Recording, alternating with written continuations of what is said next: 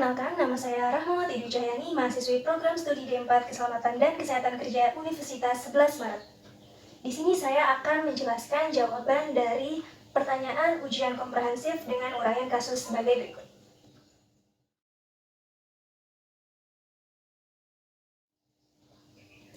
Dalam uraian kasus tersebut dijelaskan bahwa perusahaan ini telah menerapkan ISO 9001 tentang sistem manajemen mutu, OSAS 18001 tentang SMK 3. Maka dari itu, perusahaan ini harusnya dipastikan bahwa sudah memiliki tim tanggap darurat untuk mengatasi kejadian darurat yang ada di perusahaan tersebut, termasuk kejadian kebakaran. Di sini saya berperan sebagai safety officer yang sudah terlatih untuk menangani kejadian darurat. Maka dari itu, ketika saya menemukan korban dalam keadaan pingsan dan terindikasi bahwa korban tersebut mengalami henti nafas, maka dari itu hal yang perlu dilakukan adalah melakukan pertolongan pertama. Pertolongan pertama yang bisa dilakukan adalah melalui CPR. Sebelum melakukan tindakan CPR, yang perlu diperhatikan adalah memeriksa keamanan lokasi sekitar. Dalam hal ini, tangan korban masih dalam keadaan memegang kabel, yang terindikasi bahwa korban mengalami tersengat listrik. Maka yang perlu dilakukan adalah menggunakan bahan isolator untuk mengambil kabel yang ada di genggaman tangan korban. Bisa dengan sarung tangan kain atau bahan isolator yang lain. Lalu setelah itu amankan lokasi dengan memutus aliran listrik, yaitu bisa dengan cara mencabut kabel atau stop kontak yang menjadi sumber utama kebakaran tersebut.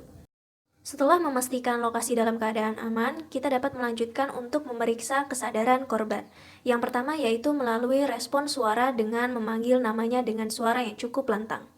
Lalu yang kedua adalah dengan respon sentuhan, yaitu dengan menepuk pundak atau pipi korban.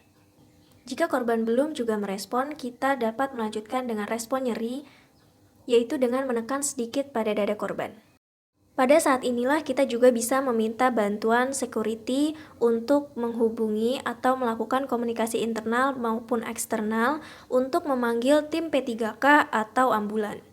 Setelah itu, kita dapat melakukan evaluasi pernafasan dengan teknik tekan dahi, angkat dagu, buka mulut.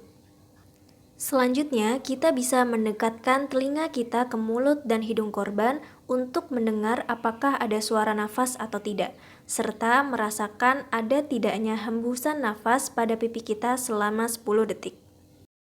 Jika korban masih belum sadar, maka kita dapat melakukan CPR hingga bantuan medis datang. Caranya adalah dengan menekan atau kompresi dada. Kita bisa berlutut di samping leher dan bahu orang tersebut, lalu meletakkan satu telapak tangan di atas dada bagian tengahnya, dan meletakkan telapak tangan kedua di atas tangan pertama. Setelah itu, kita bisa mulai menekan dada sedalam kira-kira 5 cm sebanyak 30 kali atau sekitar 100 hingga 120 kali per menit. Jika korban sudah sadar, maka lakukan posisi istirahat, yaitu dengan meletakkan satu tangan ke atas dan meletakkan satu tangannya lagi di area perut korban atau dada korban. Setelah itu kita bisa memiringkan posisi korban.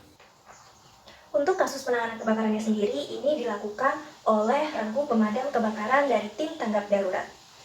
Mereka melakukan pemadaman kebakaran bisa dengan menggunakan apar jenis CO2 atau dry powder, dikarenakan kebakaran ini bersumber dari peralatan listrik.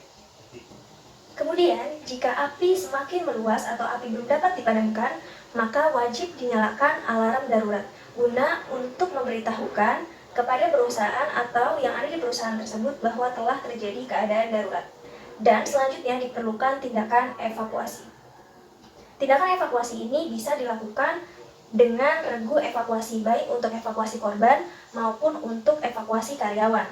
Karyawan diarahkan menuju titik kumpul atau assembly point untuk mengamankan keadaan. Jika sudah dilakukan penanggulangan kebakaran dan dinyatakan bahwa kondisi dalam keadaan aman, baru setelah itu kita safety officer bisa melakukan kegiatan investigasi, yaitu untuk mengetahui penyebab atau akar masalah terjadinya kebakaran tersebut. Itulah penjelasan dari penanganan keadaan darurat kebakaran. Sekian dari saya, kurang lebihnya mohon maaf. Wassalamualaikum warahmatullahi wabarakatuh.